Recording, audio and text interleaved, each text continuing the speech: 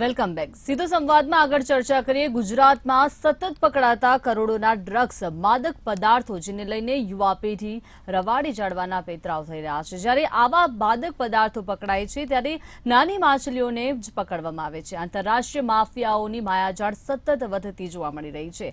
ચર્ચા કરીએ માદક પદાર્થોનો ભરડો.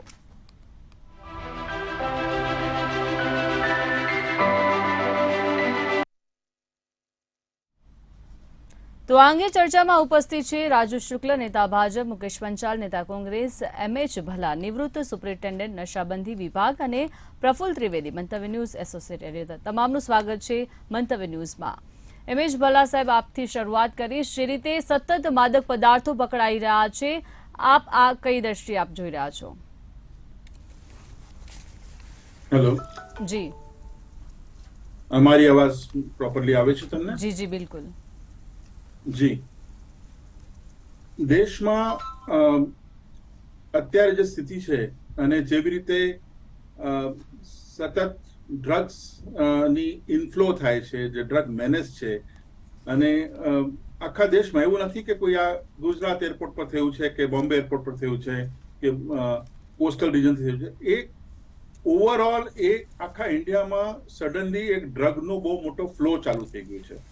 ગયા 1.5-2 વર્ષથી વધારે આપણે નોટિસ કરીએ છીએ, અને આ બહુ સિરિયસ વસ્તુ છે અને એક મોટો ચેલેન્જ છે બધી એજન્સીઝને, ગવર્મેન્ટને, સોશિયલ જે ઓર્ગેનાઇઝેશન છે એ બધાને.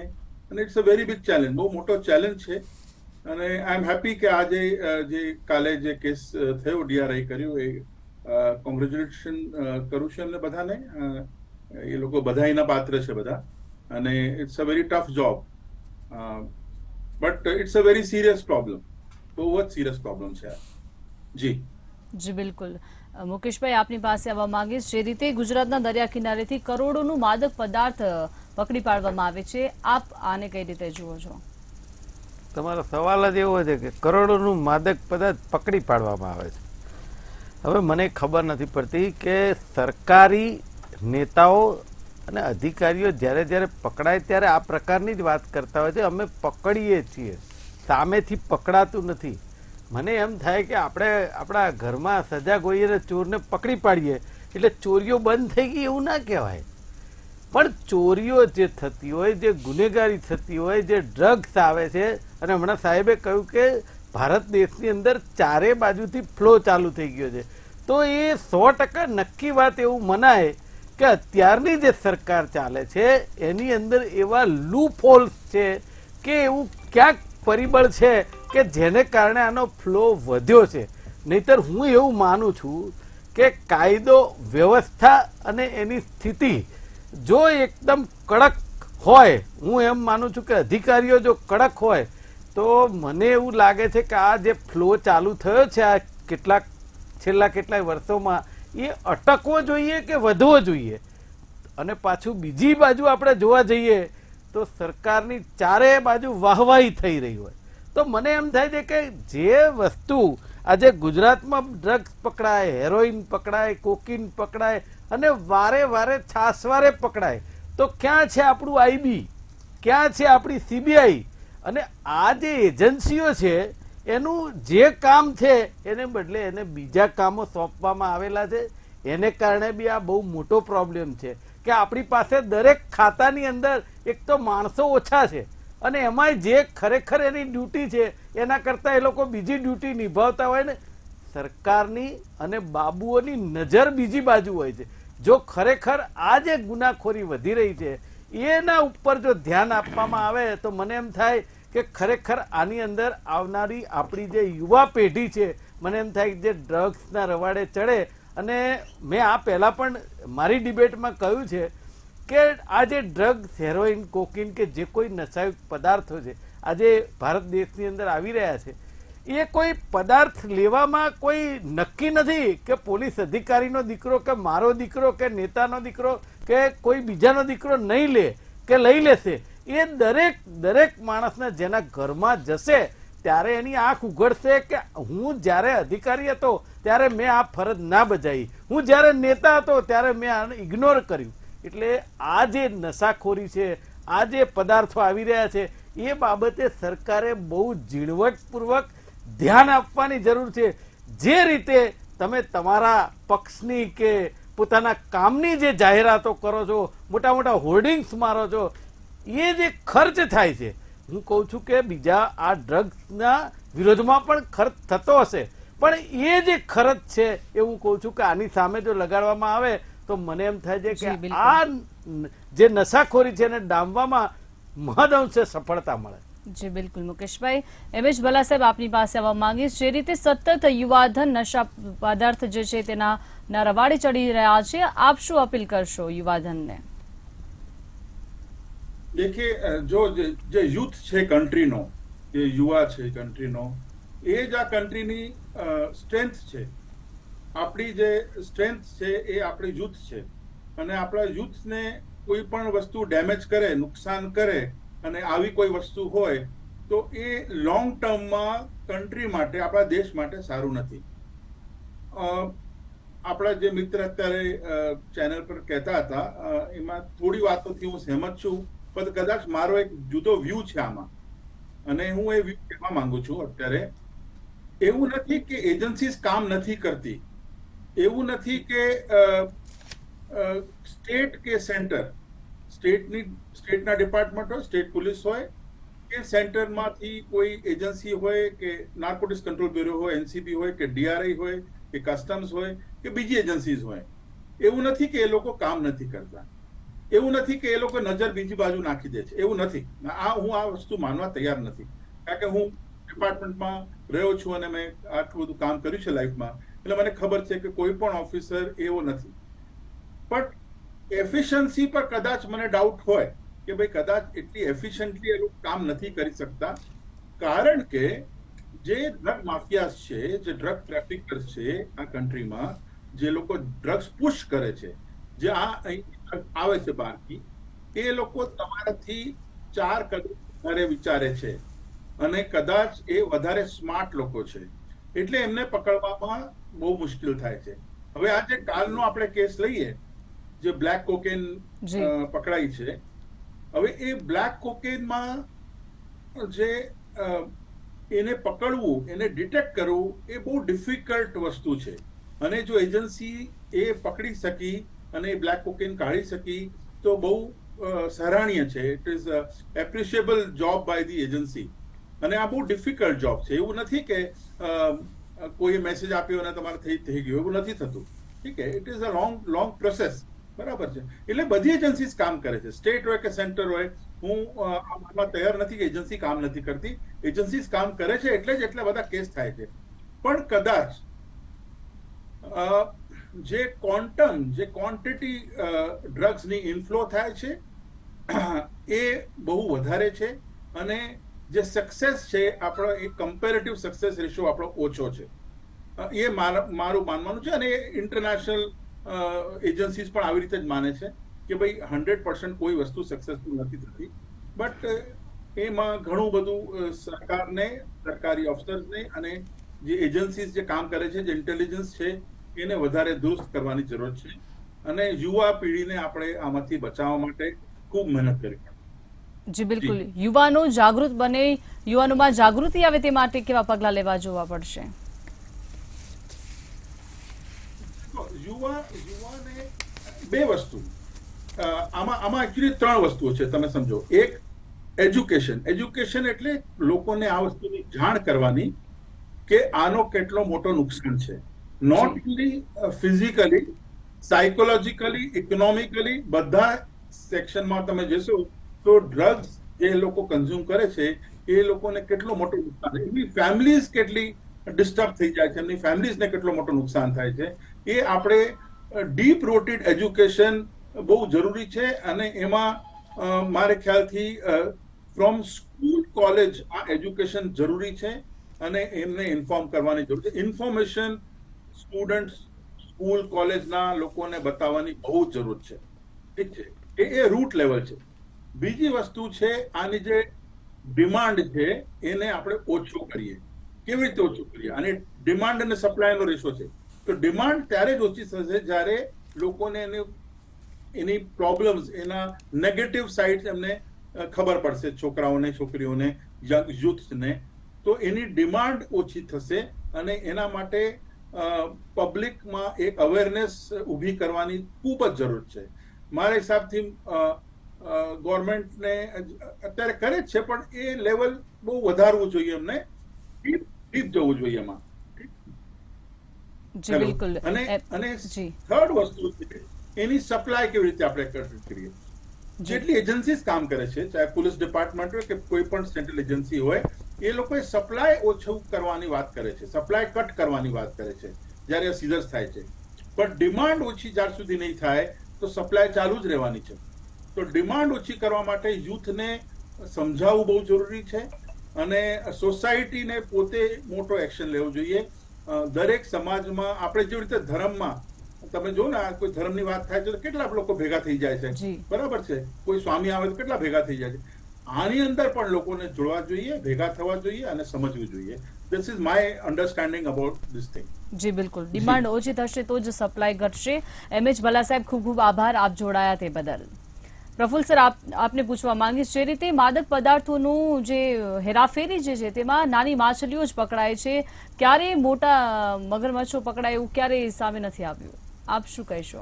દીપિકા, આજે દિલ્હી એરપોર્ટ અને અમદાવાદ એરપોર્ટ બંને થઈને લગભગ 70 કરોડનું કોકેન પકડાયું છે. દિલ્હીમાં આંતરરાષ્ટ્રીય એરપોર્ટ પર કેન્યાની એક મહિલા છે, એની પાસેથી 2.5 કિલો કોકેન પકડાયું, જેની કિંમત લગભગ 38.05 કરોડ થાય છે. જ્યારે અમદાવાદનો એરપોર્ટ ઉપરથી બ્રાઝિલનો એક શખ્સ છે એ DRIના હાથે ઝડપાયો અને એની પાસેથી 32 કરોડનું બ્લેક કોકેન પકડાયું. બ્લેક કોકેન છે એની આખી મોડસ ઓપરેન્ડી પણ અલગ હતી કે એની પોતાની બેગ હતી, એ બેગના એક લેયરની અંદર સંતાડીને લાવ્યો હતો. પરંતુ આપણે અધિકારીઓને અભિનંદન આપવા જોઈએ કે એમણે આને ઝડપી પાડ્યું. હવે અગાઉ છે ને, અગાઉ એક કેન્યાની અન્ય એક મહિલા હતી, એની પાસેથી 15 જૂને હજુ હમણાં જ 13 કરોડનું કોકેન પકડાયું હતું. એથી થોડા આપણે આગળ જઈએ તો 2-3-22 કેન્યાથી આવેલા 2 પેસેન્જર પાસેથી 60 કરોડનું હેરોઇન પકડાયું હતું. 8-3-22 જઈએ તો તાંજાનિયાના એક શખ્સ પાસેથી હેરોઇનનો મોટો જથ્થો પકડાયો હતો. 12-4-22 ઝિમ્બાબ્વેથી આવેલા એક પેસેન્જર પાસેથી 41 કરોડનું હેરોઇન પકડાયું હતું. અને 16-2-23ના રોજ આફ્રિકાથી 2 પેસેન્જરો આવ્યા હતા, તેમણે 165 કેપ્સ્યુલ કોકેનની, બ્રાઉન કોકેન, એને પોતાના પેટમાં છુપાવીને લાવ્યા હતા અને એની કિંમત લગભગ 12 કરોડ થાય છે. જ્યારે દરિયાકાંઠેથી કરોડો રૂપિયાનું જે છે માદક પદાર્થો પકડાતા રહે છે. હવે આમાં 2 વાત છે કે જે પકડાય છે મોટાભાગે પેડલર કે જે ડિલિવરી આપવા જનાર છે એ વ્યક્તિ વચ્ચે પકડાઈ જાય છે, પરંતુ માલ ક્યાંથી સપ્લાય કરવામાં આવ્યો ના કોને ડિલિવર થવાનો હતો ત્યાં સુધી પહોંચવાનું ઘણું અઘરું હોય છે, કારણ કે આની પાછળ આંતરરાષ્ટ્રીય ડ્રગ્સ માફિયાઓ હોય છે. ત્યાં સુધી પહોંચાતું નથી, એટલે આપણે આ ફ્રેજ વાપરીએ છીએ કે નાની માછલીઓ પકડાય છે અને મોટા છટકી જાય છે. જો કે એ ચોક્કસ કહી શકાય કે આ જે લઈને આવ્યા એ કોને ડિલિવરી આપવાની હતી ત્યાં સુધી જો પહોંચવામાં આવે તો ઘણી બધી આનું જે નેટવર્ક છે એ કટ થઈ શકે. જે ભલ્લા સાહેબે આગળ કહ્યું કે જે પકડાય છે એના કરતાં વધારે નીકળી પણ જતું હોય છે, કેમ કે આને જે લાવનારા લોકો છે વધુ ચાલાક છે, એની પાસે વધુ સાધન સામગ્રી અદ્યતન છે અને એટલી ઓછા જથ્થાની કિંમત એટલી ઊંચી હોય છે કે એને પકડવું ઘણી વખત અઘરું પણ થઈ જતું હોય છે. એટલે જે પકડાય છે એના કરતાં ઘણું બધું જતું પણ રહેતું હોય છે. હવે ગુજરાત છે ને, એના માટે ચિંતાનો વિષય એ છે કે ગુજરાતમાંથી સરકારને આપણે ચોક્કસપણે અભિનંદન આપીએ કે છેલ્લા 2 વર્ષ દરમિયાન બહુ જ મોટા પ્રમાણમાં એમણે ડ્રગ્સ પકડ્યું છે, કરોડો રૂપિયાનું ડ્રગ્સ પકડ્યું છે. પરંતુ હવે આ છે ને એ ડ્રગ્સ છે એ ગુજરાતના યુવાનોને ડ્રગ્સના રવાડે ચડાવવા માટે આવે છે કે માદક પદાર્થોની હેરફેરનું મહત્વનું કેન્દ્ર ગુજરાત બની ગયું છે. આ બાબત ચોક્કસપણે વિચારણીય છે. જી બિલકુલ, રાજુભાઈ આપની પાસે આવવા માંગીશ. જે રીતે સરકાર દ્વારા જાગૃતિ લાવવામાં આવી છે તેના કારણે હવે જે સંખ્યા જે વધી રહી છે ડ્રગ્સ કે કોકેન પકડવાની જે ઘટનાઓમાં વધારો થયો છે, જેની હેરાફેરીમાં હવે સરકારની જાગૃતિના કારણે જ આ શક્ય બન્યું છે પકડવા માટે. બેન, આપનું શું માનવું છે? પહેલા તો બધી જ એજન્સીઓને અભિનંદન. ગુજરાત પોલીસ હોય, DRI હોય, કસ્ટમ હોય કે IB હોય કે CID હોય, કારણ કે આ બધું જે નેટવર્ક છે ને એને તોડવું બહુ મુશ્કેલ વાત છે. આંતરરાષ્ટ્રીય કાવતરા હોય છે અને આંતરરાષ્ટ્રીય લેવલથી આ વેપાર ચાલતો હોય છે. અમે એવું નથી કહેતા કે ભાઈ ગુજરાતની અંદર પકડાય છે, ભારતીય જનતા પાર્ટીની સરકાર છે એટલે પકડાય છે. મારા મિત્રને એવા આક્ષેપો હતા. પંજાબની અંદર વિપક્ષની સરકાર છે, બીજા દેશોની સરકાર છે ને એમની અગાઉ કોંગ્રેસ સરકાર હતી જ, તો ઉડતા પંજાબનું બિરુદ ત્યાં મળી ગયેલું હતું. એટલે કોઈ સરકાર એવું ના ઈચ્છતી હોય કે પોતાના દેશનું યુવા ધન હોય કે પેઢી હોય એ આ ડ્રગ્સના રવાડે ચડી જાય. પહેલાં તો આપણે આપણા જવાનોને આવા પ્રકારના સ્ટેટમેન્ટ આપીને એમને આપણે એ કરી દઈએ છીએ કે ભાઈ નિરાશ કરી દઈએ છીએ કે ભાઈ આ લોકો રાજકારણીઓ આ જ ભાષામાં વાત કરવાના. આપણે એનું એપ્રિસિએશન નથી કરતા. છેલ્લા 2 વર્ષની અંદર પ્રફુલભાઈ સાહેબે કીધું કે 2 વર્ષની અંદર ગુજરાત સરકારે ખૂબ જ જાંબાજ પોલીસ દ્વારા દરિયાની મધદરે જઈને પકડી પાડવામાં આવ્યું. તો ઘણું બધું પકડાયું, એનાથી સમગ્ર દેશનો બચાવ થયો છે બેન. ખાલી ગુજરાતના યુવાનોનો બચાવ નથી થયો, સમગ્ર હા, અહીંથી ઘણી જગ્યાએ સપ્લાય થતું હોય. ઘણા આખા વિશ્વની અંદર તમે જુઓ કે આ ડ્રગ્સનો કારોબાર, કાળો કારોબાર ચાલે છે. અને પેલા બલ્લા સાહેબે પણ કીધું કે આ જે બ્લેક હેરોઇન પકડ્યું, કોકેન પકડ્યું, એ એટલું બધું જટિલ પ્રક્રિયા છે કે એની અંદર પકડવું મુશ્કેલ છે. તો એટલી ટેકનોલોજી આપણી સરકાર લાવી છે તો આ પકડાયું છે ને. તો સરકાર એની પાછળ પૂરતો ખર્ચ ઝીરો ટોલરન્સ નીતિ અપનાવવા માંગે છે કે ભાઈ ડ્રગ્સ તો નહીં જ. આજની તારીખની અંદર તમે જુઓ તો ડ્રગ્સ માફિયાઓને પકડવા માટે આંતરરાષ્ટ્રીય ઇન્ટરપોલ નોટિસ પણ આપણે જારી કરવામાં આવે છે. આ નાની માછલીઓ પકડાય છે એનું કારણ છે કે હેન્ડલરો પકડાવાના છે, જે લોકો લઈને આવ્યા પકડાઈ ગયા. બાકી આનું જો મૂળ જોવા જઈએ તો એ ક્યાંયનું ક્યાંય નહીં કરતું છે. તમે જો કાશ્મીરમાંથી નીકળે છે, દિલ્હીમાંથી નીકળે છે, છેક ચેન્નઈથી નીકળ્યું, આ બધી જગ્યાએ આપણી ગુજરાત ATS અને ગુજરાત પોલીસ પહોંચી અને તે લોકોને પકડી લાવે છે. પરંતુ આખરે છેડા તો એના વિદેશમાંથી જ નીકળે છે. એટલે એવું નથી કે ભાઈ ગુજરાત પોલીસ કે ભારતની પોલીસ કોઈ પણ રાજ્યની હોય, અમે કોઈ પક્ષાપક્ષીમાં નથી માનતા. આ આપણા સમગ્ર દેશનો પ્રશ્ન છે. આને આપણે સાથે મળીને ઉકેલવો જોઈએ. અને જે ટેકનોલોજી સરકારે વિકસાવી છે એના કારણે જે ગુજરાતની અમદાવાદ અને દિલ્હીથી જે ડ્રગ્સ પકડાયું, ખરેખર અભિનંદનને પાત્ર જ ગુજરાત પોલીસને સેલ્યુટ છે. જી બિલકુલ.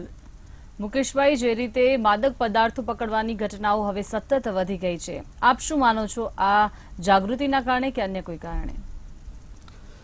જુઓ, આમાં એવું છે કે પકડાયું છે ને પકડે છે ને અધિકારીઓ કામ કરે છે. તો એ જે ગઈકાલે પેલી જે પેલા અમેરિકાની બાબતમાં જે દંપતીને લઈ આવ્યા ત્યારની જે ડિબેટ હતી એની અંદર સૌથી પહેલા મારો શબ્દ એવો હતો કે જે અધિકારીઓએ કામ કર્યું, જે નેતાઓએ કામ કર્યું અને જે દૂરંદેશી દાખવી એ બદલ તેમને અભિનંદન. પણ શું આપણે અભિનંદન આપતા ડ્રગ્સ વારે વારે પકડાય? એ ભલ્લા સાહેબે પણ એમ કહ્યું કે આપણી IB એજન્સીને સતર્ક વધારે કરવી પડશે. તો એક અધિકારી થઈને પણ એ વાત સ્વીકારે છે કે એજન્સીઓ કામ કરે છે, પણ IB છે તેના માટે કે જે થવાનું હોય એની જાણકારી પહેલા આપે. અને તમે દરેક વખતે એક જ વાત કરો છો કે અધિકારીઓ કામ કરે છે, બધા કામ કરે છે, તો બનાવ બને છે કેમ? અને વાત એક છે કે આ ડ્રગ્સની જે વાત છે એના માટે એટલા માટે આ સખત શબ્દોમાં કહેવું પડે છે કે સાહેબ ગુજરાતમાં દારૂબંધી આઝાદી પછી છે અને આજે પણ ગુજરાતમાં દારૂબંધીનો અમલ તમે નથી કરી શક્યા. એ વાત નિર્વિવાદ સત્ય છે. અને તમે કયા મોઢે વાત કરી રહ્યા છો કે અમે સેલ્યુટ કરીએ છીએ? આ આખી ગુજરાતની જનતા છે. ગુજરાત પોલીસ સેલ્યુટ ના કરાય?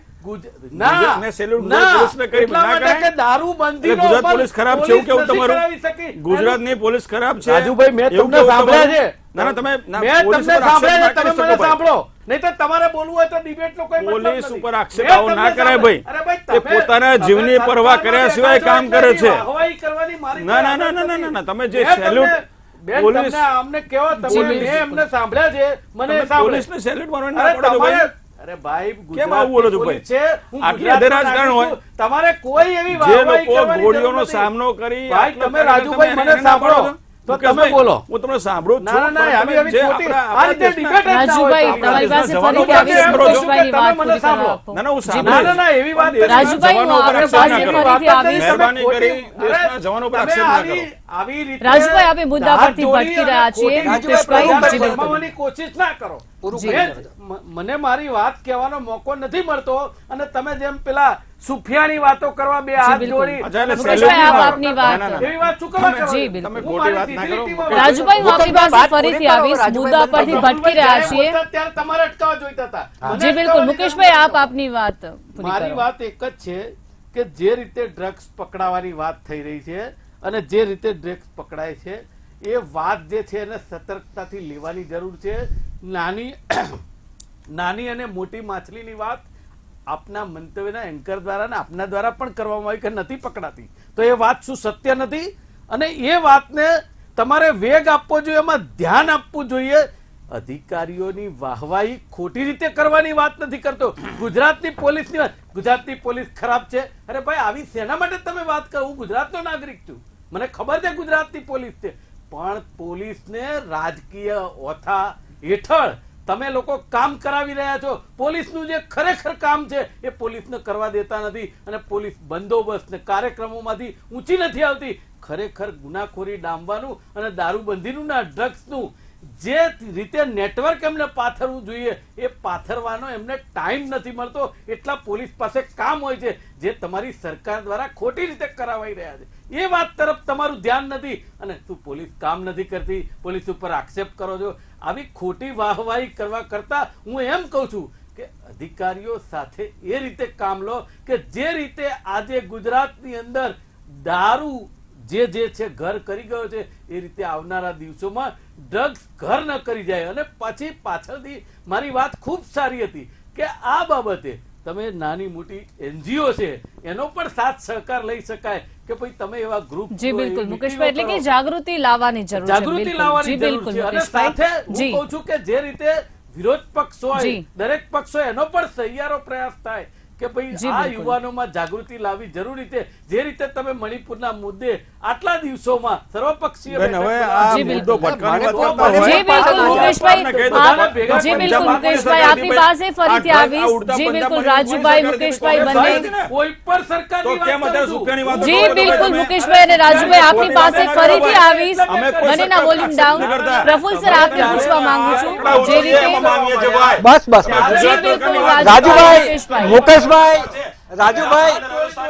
રાજુભાઈ, મુકેશભાઈ ડિબેટના આગળ ચાલવા દો. આપણે મુદ્દા પર ભટકી રહ્યા છીએ. રાજુભાઈ, મુકેશભાઈ, આપની પાસે ફરીથી આવીશ. જે રીતે આ મુદ્દો હવે છે, બોલે ને ભાઈ, હવે સ્વીકારો છો ને? રાજુભાઈ, હવે સ્વીકારો છો ને ભાઈ? અરે ભાઈ, હવે નહીં, ખોટ- મેં તો આ દર્શકો પહેલેથી જુએ છે, સ્વીકારેલું TV ના લાખો અમે દર્શકો જુએ છે કાયમ ભાઈ. પહેલેથી રાજુભાઈ, રાજુભાઈ અને મુકેશભાઈ. મુકેશભાઈ, આપ બંને શાંત થઈ જાઓ. આપની પાસે ફરીથી આવીશ. જી, બિલકુલ, રાજુભાઈ, પ્લીઝ. સરકાર તમારી આપણે રાજુભાઈ, મુદ્દા પરથી આપણે ભટકી debate રહ્યા આગળ છીએ. ચાલવા પ્રફુલ્લ સર, આપને પૂછવા માંગીશ, જે રીતે ડિમાન્ડ છે એટલા માટે જ સપ્લાય થઈ રહ્યો છે, આ ડિમાન્ડ ઘટાડવા માટે, ડિમાન્ડ ઓછી કરવા માટે કેવા પગલાં લેવા પડશે? જી, પ્રફુલ્લ સર. દીપિકા, જે ભલ્લા સાહેબે એ જે તર્ક આપ્યો એ બહુ સારો તર્ક આપ્યો છે કે ભાઈ ડિમાન્ડ અને સપ્લાય, જ્યારે ડિમાન્ડ છે ત્યારે એ લોકો લાવે છે, તો ડિમાન્ડ ક્યાં છે, કઈ રીતની છે.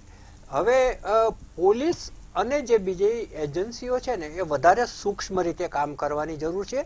જ્યાં એરપોર્ટ ઉપર અને પોર્ટ ઉપર, બંદર ઉપર જે પકડે છે, એમ જે જુદી જુદી જગ્યાએ એની પડીકીઓ વેચાય છે, જે મુકેશભાઈએ કહ્યું કે દારૂની જેમ ડ્રગ્સ વેચાતો ના થઈ જાય, ધ્યાન રાખ.